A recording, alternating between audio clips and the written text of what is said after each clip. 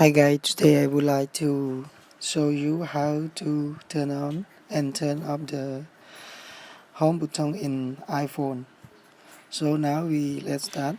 The first we go to setting and then we scroll down, go to general and we go to accessibility, scroll down and then you take on assistive touch.